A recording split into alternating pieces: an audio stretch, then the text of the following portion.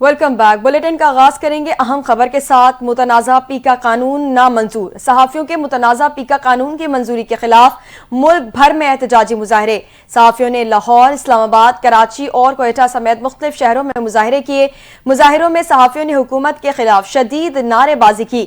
مظاہروں میں صدر P F U J Afzal Butt, general secretary P F U J Arshad Ansari نے شرکت کی۔ نامور صحافی عاصمہ شیرازی، مظہر عباس سمیت صحافیوں کی بڑی تعداد اور سول سوسائٹی نے بھی مظاہروں میں شرکت کی۔ اسلام آباد میں احتجاجی مظاہرے سے خطاب کرتے ہوئے صدر P F U J Afzal but نے کہا کہ یہ حکومت بدحواس ہے، اسے اندازہ نہیں کیا کر رہی ہے۔ آج متنازع پیکا قانون کے خلاف جدوجہد کا آغاز کر رہے ہیں۔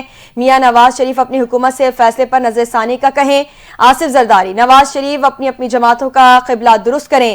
لاہور میں احتجاجی مظاہرے سے خطاب کرتے ہوئے general secretary P F U J Arshad Ansari نے کہا کہ متنازع پیکا قانون کو واپس لیا جائے۔ صحافیوں سے مشاورت کے بغیر قانون لایا گیا۔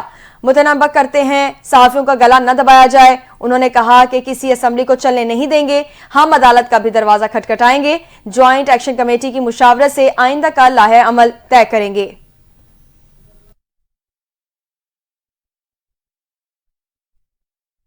اہم خبر سے آگاہ کریں گے۔ تحریک انصاف نے ایک بار پھر سڑکوں پر آنے کا عندیہ دے دیا ہے۔ P T I Khyber Pakhtunkhwa کے نئے صدر نے وفاقی حکومت کو دھمکی دے دی ہے۔ جنید اکبر نے کہا کہ پنجاب کی طرف جانے والے تمام راستے احتجاجاً بند کر کے اسلام آباد کی طرف لانگ مارچ کریں گے۔ بانی پی ٹی آئی رواں برس 2025 میں رہا ہو جائیں گے۔ پی ٹی آئی رہنما جنید اکبر خان نے کہا کہ ہمیں لگ رہا ہے کہ ہماری مذاکرات کی خواہش کو کمزوری سمجھا گیا، ایک بار پھر مارچ پر غور کر رہے ہیں۔ اسلام آباد کی طرف آنے کا آپشن موجود ہے۔ ان سے سوال کیا گیا کہ آپ کو عہدہ دینے کا مقصد ہے، اب کوئی مذاکرات نہیں، مسئلہ سڑکوں پر حل ہونا ہے۔ اس پر ان کا کہنا تھا کہ جی بالکل ایسا ہی ہے، اب اسلام آباد آئے تو پوری تیاری سے آئیں گے۔ انہوں نے کہا کہ یہ مقدمات بھی وہاں درج کرتے ہیں جہاں سردی ہو اور بستر بھی نہیں دیتے۔ میں نے صرف ایک پیغام دیا تھا کہ اگر مجھے توڑا تو زندہ گھر نہیں جا سکوں گا۔ انہوں نے بتایا کہ جیل میں سونے نہیں دیا جاتا تھا، ہر تھوڑی دیر بعد تصویریں بنائی جاتی تھیں۔ وزیر اعلیٰ علی امین گنڈاپور نے پارٹی میں سب سے زیادہ محنت کی۔ رکن قومی اسمبلی نے کہا کہ 8 فروری کو ثوابی جلسے کے لیے ایم این ایز کو اعتماد ملوں گا، اب ہم زیادہ جذبے کے ساتھ احتجاج کے لیے نکلیں گے۔ جنید اکبر نے کہا کہ ہم نے پی اے سی کے لیے پہلے شیخ وقاص کا نام دیا تھا، ان کے نام پر حکومت کا اعتراض تھا، جس کے بعد پی اے سی کے لیے بانی پی ٹی آئی نے میرا نام دیا۔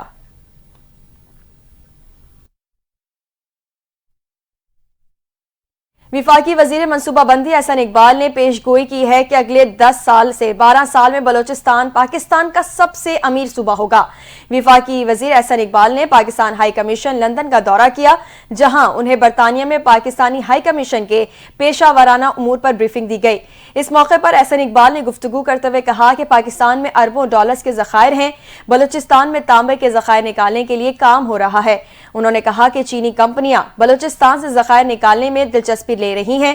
سعودی عرب نے بھی پاکستان کے قدرتی ذخائر پر سرمایہ کاری میں دلچسپی ظاہر کی ہے، چاہتے ہیں کہ بلوچستان سے نکلنے والے ذخائر کا خام مال باہر نہ جائے بلکہ وہیں پر کام ہو۔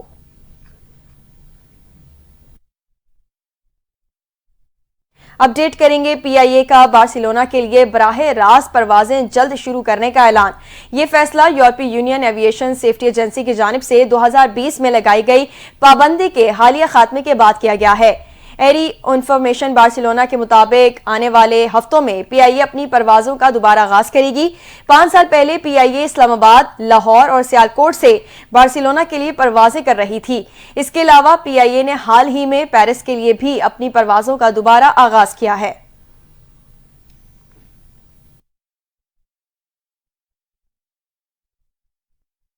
گورنر انیشیٹو اور جامعہ کراچی کے درمیان مفاہمتی یادداشت پر دستخط کر دیے گئے ہیں۔ تقریب سے خطاب میں گورنر سندھ کامران خان ٹیسوری نے کہا، آئی ٹی کے طلبہ سے کیا گیا وعدہ پورا کر دیا۔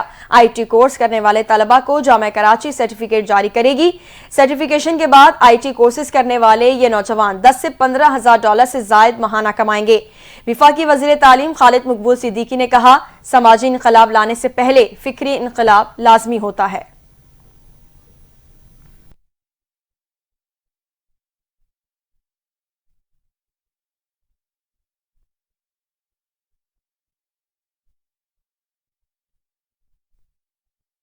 افسوسناک خبر دیں گے، سہون میں مسافر کوچ اور کار میں تصادم سے 3 افراد جاں بحق ہو گئے۔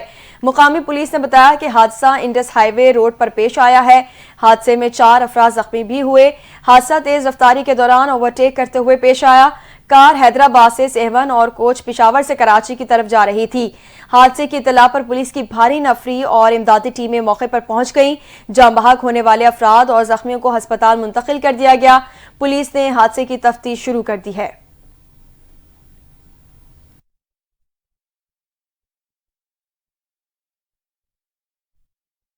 اقوام متحدہ کی سلامتی کونسل میں پاکستان نے انروا کے خاتمے کے خطرات سے خبردار کر دیا۔ اقوام متحدہ میں پاکستان کے مستقل مندوب سفیر منیر اکرم نے کہا کہ اسرائیل کے مسلسل اقدامات عالمی برادری کی توہین ہیں۔ انروا کو کام سے روکنا غزہ کی بحالی اور سیاسی منتقلی کے کسی بھی امکان کو ختم کر دے گا۔ انروا لاکھوں فلسطینی مہاجرین کے لیے امید کی کرن ہے۔ بطور اقوام متحدہ کے رکن ملک اسرائیل انروا کے کام میں مدد کرنے کا پابند ہے۔ پاکستانی سفیر نے کہا کہ اسرائیل کو بطور قابض طاقت کسی بھی اقوام متحدہ کی سہولت کو بند کرنے کا حق نہیں۔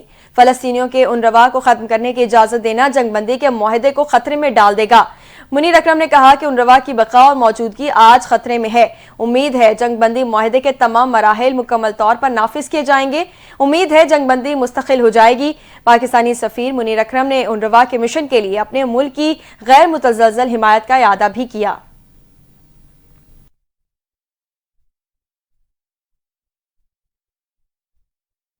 دوسری جانب امریکہ میں وفاقی ملازمتیں ختم کرنے کے لیے ٹرمپ انتظامیہ نے تلوار چلا دی۔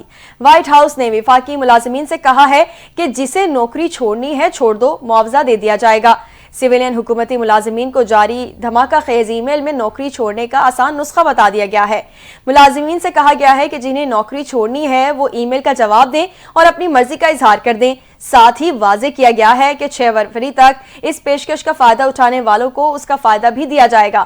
مینجمنٹ کے ترجمان نے واضح کیا کہ یہ پیشکش تمام ملازمین کے لیے نہیں ہے۔ بعض اہلکاروں کو یہ سہولت حاصل نہیں ہوگی۔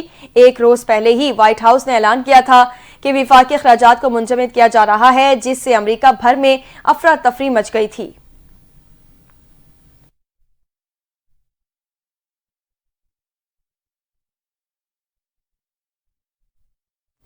وائٹ ہاؤس کی پریس سیکریٹری کیرولائن کا کہنا ہے کہ چین کی اے آئی ایپ کے امریکی قومی سلامتی کو لاحق مضمرات کو دیکھ رہے ہیں۔ امریکی صدر ٹرمپ کے حلف اٹھانے کے بعد وائٹ ہاؤس کی پہلی پریس بریفنگ وائٹ ہاؤس کی پریس سیکریٹری کیرولائن نے کی۔ وائٹ ہاؤس کی پریس سیکریٹری کیرولائن کا کہنا تھا کہ ٹرمپ 1 فروری کو کینیڈا اور میکسیکو پر ٹیکس عائد کرنے کا ارادہ رکھتے ہیں۔ وفاقی حکومتی فنڈنگ کی بندش عارضی ہے۔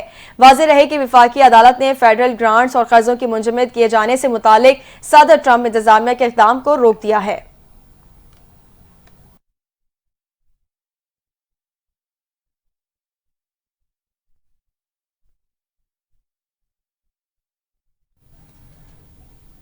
آپ کو بتائیں کہ قیامت کے فرضی دن کی گھڑی کو 1 سیکنڈ آگے بڑھا دیا گیا ہے۔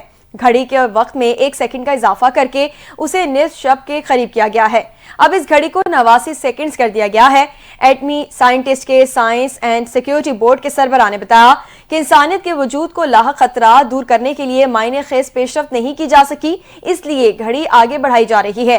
گھڑی کی سوئی نصف شب کے قریب کیا جانا خطرات انتہائی حد تک بڑھنے کی علامت سمجھا جانا چاہیے اور اسے ایسا انتباہ سمجھا جانا چاہیے جس میں غلطی کی گنجائش نہیں۔ میڈیا رپورٹس کے مطابق یہ پہلی بار ہوا ہے کہ خطرات اس حد تک بڑھ گئے ہیں۔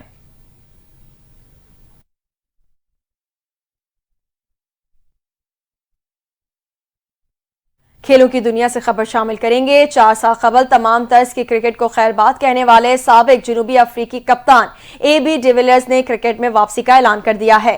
سابق legend cricketer A B de Villiers نے ایک ویڈیو پیغام میں تصدیق کی کہ شائقین کرکٹ ایک بار پھر انہیں میدان میں کرکٹ کھیلتا دیکھیں گے۔ اے بی ڈیویلیئرز نے اعلان کیا ہے کہ وہ رواں سال world champion ship of legends کے دوسرے ایڈیشن میں نہ صرف ساؤتھ افریقہ چیمپئنز کی نمائندگی کریں گے بلکہ ٹیم کی کپتانی کی ذمہ داریاں بھی نبھائیں گے۔ کرکٹ میں واپسی کے فیصلے پر روشنی ڈالتے ہوئے اے بی ڈیویلیئرز نے کہا کہ 4 سال پہلے میں نے تمام طرز کی کرکٹ سے ریٹائرمنٹ لے لی تھی کیونکہ مجھے کھیلنے کی مزید خواہش محسوس نہیں ہوئی، لیکن وقت گزر چکا ہے اور میرے بیٹے نے بھی کرکٹ کھیلنا شروع کر دیا ہے۔ اب ایسا لگتا ہے جیسے ایک بار پھر کرکٹ کھیلنے کا شوق پیدا ہو رہا ہے، اس لیے میں دوبارہ جم اور نیٹس میں جا رہا ہوں اور میں جولائی میں world champion ship of legends میں کھیلنے کے لیے تیار ہو رہا ہوں۔